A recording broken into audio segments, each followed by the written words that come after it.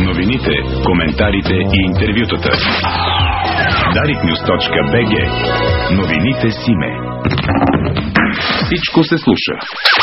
Астор, Аню Ангелов, Антон Радичев, Латинка Петрова, Калин Вельов, Наско Сираков, Любен Дилов, Цветана Манева, Татяна Лолова, Борислав Зюмбюлев и още 60 гост водещи в специалната програма на Дарик на 21 януари. 18 години Дарик Радио. Всичко се слуша. Българско национално Дарик Радио.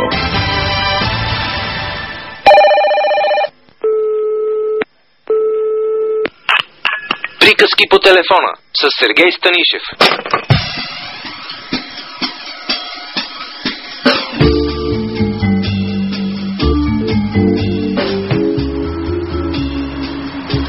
Здравейте! Следващия половин час ще бъдем заедно. Аз съм Сергей Станишев и днес ще си говорим за телефоните и приказките, които чуваме по тях. Актуална тема, няма да отречете, нали? Та думата ми беше за приказките по телефона. Реални случки или паралелна реалност, както на някой им се ще. Какво ни казва телефонът? Извор на толкова неприятности за властниците в последните дни и на горчив смях за хората. Какво чухме по телефона? Че някои хора не са това, което твърдят, че са. Чухме как клокочи скрития живот на властта. После пък се смяхме как властта поиска да скрие скрития си живот под водопад от думи и заклейми кого? Телефона. Гаси ли се обаче, той що не гасне? Да чуем. Здрасти. Това Мишо Бира да ми се обади сега пак. Да, в неговата фабрика влезнали мисличари ли са, полицаи ли са, събират телефони, правят там някаква акция. Ако трябва обади му се, сега му кажи какво сме се разбрали, защото там поех ангажимент, като съм му обещал, че не го закачам, не го закачам. Днеска ли изтича срока там за там всичко окей ли е? Не е окей. На иската има 2,90. Има 2,90. Ми 2,99 има средна оценка. Ай, стига, това ще стане пари скандала, значи ние тук говорихме с тях. Какво говорим 10 човека, комисията, той няма калка перото за повече. Да не си помислите, че тези гласове, които чухте, са на тези, за когото си помислихте. Но все пак паметни фрази. Думи, които ще останат в историята. И аз това ви го казвам като историк. Народът ще ги оцени. Рано или късно. А сега, когато историята все още се прави, избликва горчив смях. Народният гений дава оценката си чрез вицове и анекдоти, които се възродиха, както във времето преди 89 година. Аз ще се опитам да канализирам тази оздравителна енергия. Взел съм си за помощник моя колега Михаил Миков. Подчертавам Миков, не Михов, не ония Мишо Бирата, а Мишо парламентарната секира за ГЕРБ. Впрочем, Мишо идва току-що от заседанието на подкомисията по СРС-тата. Затова има леко замаян вид от това, което е чул. Здравей, Мишо! Май имаме нова емблема. Бирата вдъхновява властта. Ще си имаме ли бира на коалиция? Едва ли, по-скоро ще запазим класиката в политическото представителство и бираната партия. Аз всъщност с нейния шеф Гълов имах разговор и той ми даде интересни идеи. Така че само бирана партия малка, но може да имаме по-скоро коалицията на отказалите пурите, която представителството е в разликата от 17 милиарда обложени къса до 10 милиарда обложени къса, така че това е една огромна влиятелна... Разликата за 2 години. Да, една огромна влиятелна коалиция на отказалите пурите, но все е акцизно и бирата и пурите. Да чуем нещо тематично тогава за бирата.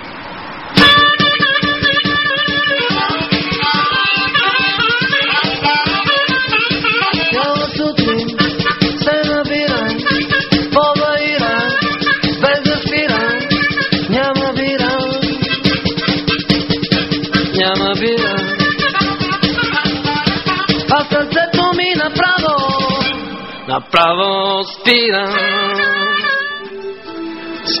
Спира, намалява акцизната бира, увеличава се безакцизната. Мишо, какво мислиш, че не чухме по телефона? Май не стана дума за хляба.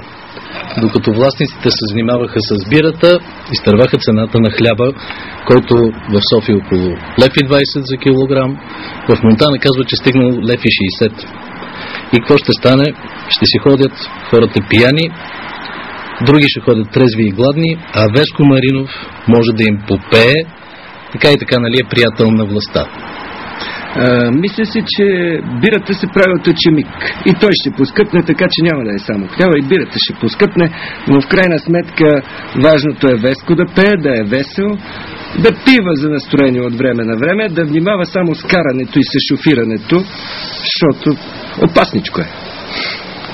Когато хляба златен се завръща при хората работни и добри, започват празници във всяка къща и грее той над хиляди сопри. Започват празници във всяка къща и грее той над хиляди сопри. И така, докато обикновеният българин се гърчи, затиснат от нарастващата бедност и хвърчащите цени на хляба и на други стоки, на управляващите не им липсва оптимизъм. Дори е в повече, не им пука за хляба. Наскоро чух дори един от тях да каже, че българите не ядат много хляб. Тук преди време премиера каза, че българите не са бедни, защото има много спестяване.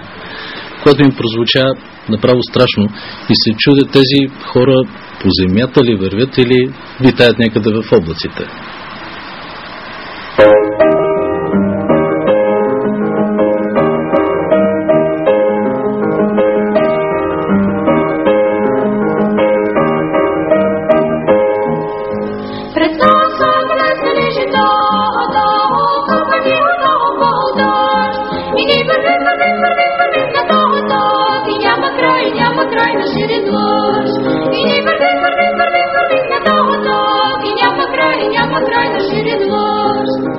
Така че житата са блеснали, блести износа на България на жито, цените растат на международните пазари, а на народа му остават пастите. Като няма хляб, да се набляга на пастите. Пастите са хубаво нещо, само че скоро ще се наложи май да внасяме и хляб, защото експерти твърдят, че резервите в страната са за около 3 месеца и половина. А внос, особено от Европейския съюз, означава нови цени. Впрочем, обратно към темата за телефоните. Стана ясно, че всичко у нас се случва по телефона. Схеми, управление, корупция. Спомням си как господин Борисов на времето много сладко беше казал: лесно е да си премиер, имаш си телефон с копчета и натискаш. Сега вече стана ясно по какъв начин се използва телефона, кои копчета се натискат, кой е отсреща.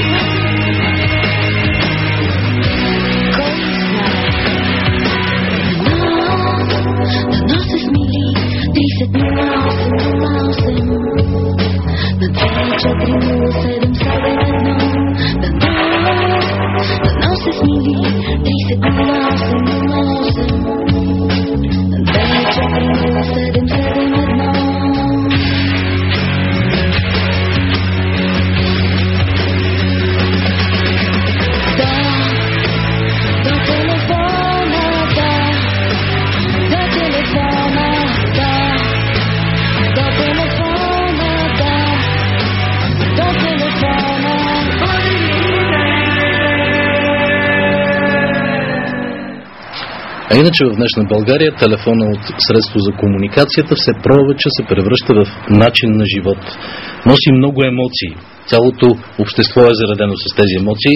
Сигурно знаете, че БСП поиска среща с ръководството на ДАНС и онзи ден помолих от моя кабинет, моята секретарка да се обади в Агенцията за сигурност. И познайте, вместо човешки глас, тя чува електронен запис на женски глас, който ясно и отчетливо изговорил: поради ограничения бюджет на МВР, вашият разговор в момента не се записва. Моля, обадете се по-късно. Вашият разговор е важен за нас. Поздравявам със следващата песен всички служители на службата за сигурност под мъдрото ръководство на министър Цветан Цветанов.